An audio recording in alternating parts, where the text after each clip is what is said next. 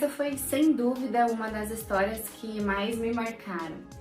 Foi quando eu estava começando a atender, começando a fazer as sessões individuais, e foi realmente uma história que me marcou muito.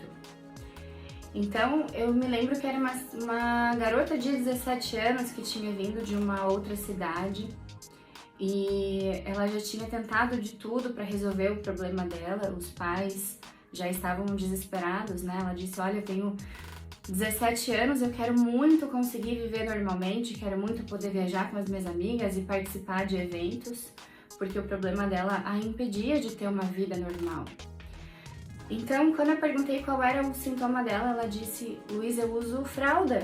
Eu nunca consegui usar o banheiro normalmente, então desde de bebê eu coloquei fralda e nunca mais tirei.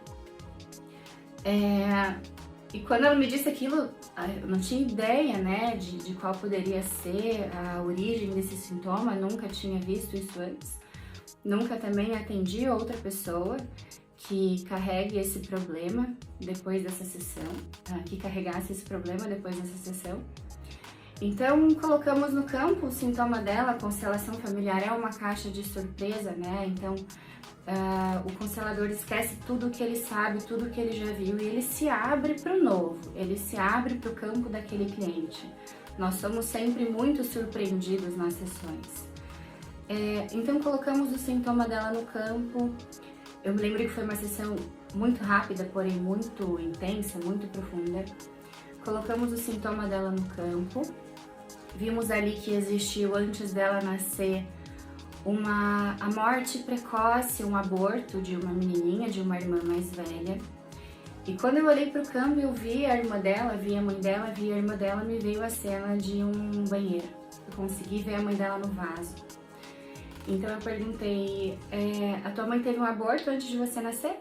E ela me confirmou que sim, ela sabia dessa história, mas lembrando para vocês que nós não precisamos saber das histórias que aconteceram antes da gente nascer para que elas tenham grande influência na nossa vida, porque essas histórias ficam na alma da família, nós carregamos essas memórias. E ela me confirmou que a mãe dela teve mesmo esse aborto, e eu perguntei: foi no vaso? Foi assim que a tua mãe perdeu esse bebê? E ela também me confirmou que sim. Então a mãe dela teve uma cólica, foi usar o banheiro e naquele momento teve um sangramento e ela estava tendo um aborto. E eu perguntei para ela: quando você entra num banheiro, o que você sente? E ela falou: eu sinto o meu coração fica apertado, parece que algo terrível vai acontecer.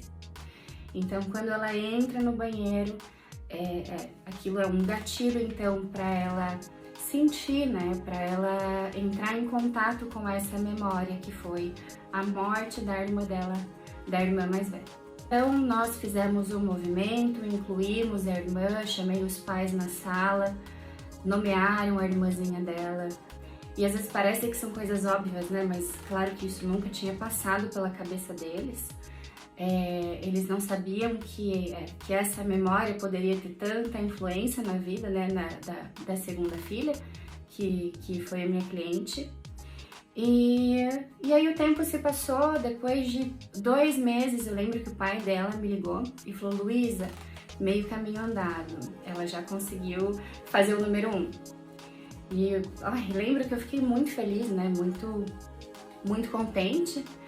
E depois de 1 mês, né, quando deram 3 meses depois dessa sessão, o pai dela me liga novamente e fala: Luísa, segundo passo, 100% do caminho já foi andado, agora ela já tá conseguindo fazer tudo normalmente.